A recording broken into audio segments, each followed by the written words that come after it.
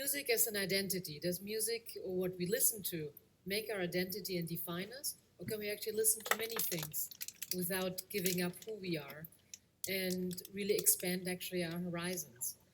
Personally, I'm passionate about music. I've spent my too much of my life, nearly 40 years, to music, to opera, especially in classical music. And I think that we often think too much in compartments. We force music into genres, and also our friends sometimes define what we listen to and what we don't listen to. Do we not listen to classical music because our parents don't listen to it, and we think, oh my God, I'm not going to listen to what my parents listen to? Are my friends going to say, you listen to classical music? Oh my God, it's so boring. We listen to opera, even worse. It's like, why are we thinking in those categories? Why do we not have the courage to actually think for ourselves, listen for ourselves, and feel ourselves? Music is a universal language. Music, any music, causes emotions, causes moods, causes us to maybe reflect, think, be sad, be happy, laugh, smile. And it's a human reaction that we feel when we listen to music. So why are we limiting ourselves by thinking certain music is not going to interest me?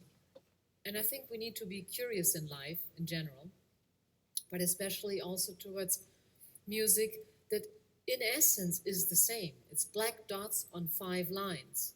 It's harmonies, it's keys, and every musician, if it's a rock musician or classical or jazz or pop or anything, is applying the same principles, basic principles when making music, when composing music. And I think we need to keep this sometimes in mind instead of excluding something. It can be terribly enriching. I also find especially opera, for example, enriching because it's telling a story to music, sung.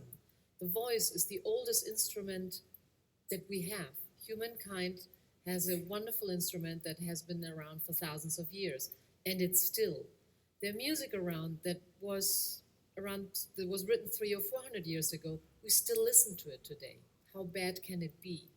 Why can it not give us emotions or be worthwhile listening to if it has been around for so long? And also, don't forget that a lot of the historic music has been around only as dots on a page.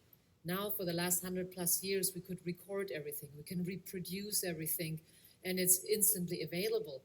But a lot of music survived just on paper and because people played it again and again and again.